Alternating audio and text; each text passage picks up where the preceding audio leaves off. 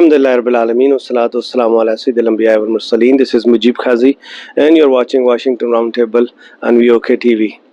आज बात करेंगे कश्मीर के अंदर एक रूमर फैली हुई है और उसके थोड़े थोड़े असरात भी हमें देखने में आ रहे हैं कि बड़ी अरसा के बाद जब से बाजवा अपनी पोजीशन से retired from his position as army chief Pakistan army, तो उन्होंने एक ट्रीटी साइन की थी इंडिया के साथ जिसमें लाइन ऑफ कंट्रोल पे कोई लड़ाई झगड़ा नहीं होगा। लेकिन अनफॉर्चुनेटली रिसेंटली हमने देखा है कि वहाँ पे एक स्ट्राइक की गई है और उसके बदले में एक हमारे इनोसेंट कश्मीरी शहीद भी हो गए।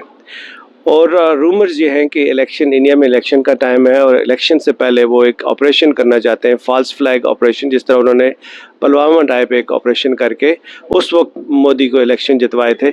लेकिन जब वो जीत के इलेक्शन आ गया तो उसने अपनी गवर्नमेंट के अंदर, उसने अपनी कैबिनेट के अंदर, उसने अपने मुल्क के अंदर वो काम कर दिखाए जो कि there was unheard of and nobody would have thought of कि he would revoke article 370 and 35A and what have you, but he did it.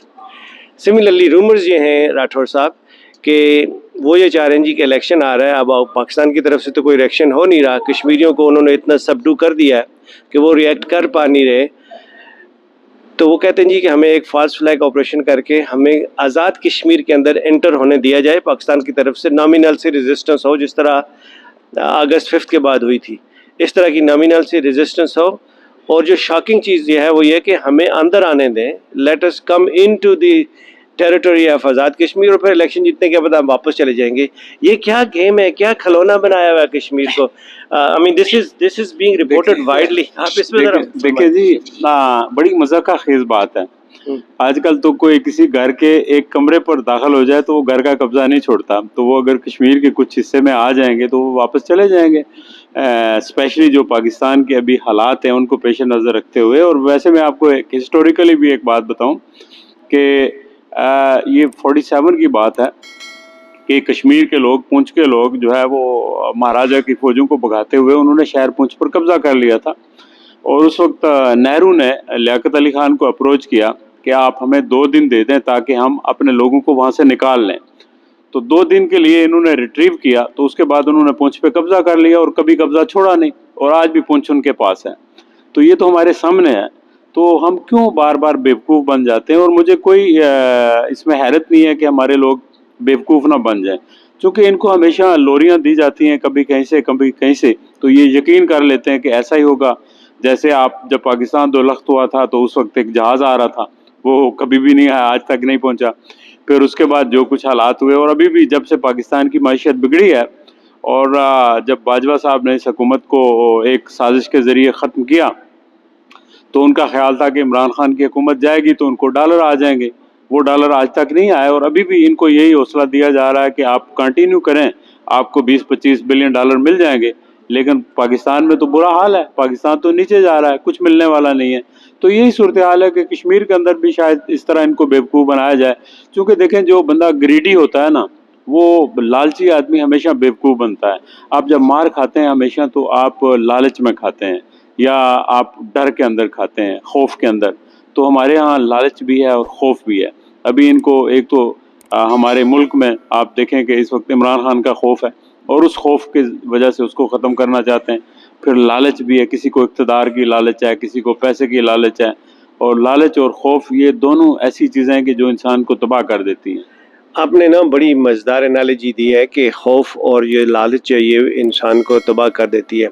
इस वक्त खौफ ये है कि इमरान खान बाहर निकलेगा तो सारी पवाम उसके साथ हो जाएगी, हमारी पावर जो है उनसे चली जाएगी। लेकिन ये कोई नहीं सोच पा रहा है, ये कोई नहीं सोचा कि इस वक्त इमरान खान वो वाहिद एंटिटी है आपके पास, पूरे मुल्क के पास, कि जो सारी की कौम को 98% को इकट्ठा करके आपके पीछे खड़ा कर सकती है, जिसकी वजह से दुश्मन सोचेगा 100 दफ़ा कि आप पे हमला करने से पहले।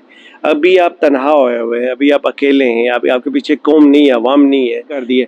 लेकिन इसको हल करने के लिए आप जिस तरह राठौर साहब ने फरमाया कि आप इमरान खान को रिलीज़ करें और इमरान खान को उसकी एक स्टेटमेंट से आपका खोया हुआ जो आपका खोया हुआ आपका एक वकार था वो वापस आ जाए। इमरान खान जो है वो, मैं समझता हूँ कि अगर ये अक्ल को इस्तेमाल करें تو عمران خان ایک ایسٹ ہے ان کے پاس، اس ایسٹ کو یہ اگر وائزلی یوز کریں تو وہ اتنا بہترین ایسٹ ہے کہ پاکستان کے مسائل کو کافی حد تک حل کر سکتا ہے، یہ ایسٹ ایسا ہے. لیکن اگر اس کو یہ ضائع کریں تو پھر ناکامی ہوگی، پریشانی ہوگی، اور ان کو حاصل کچھ نہیں ہوگا.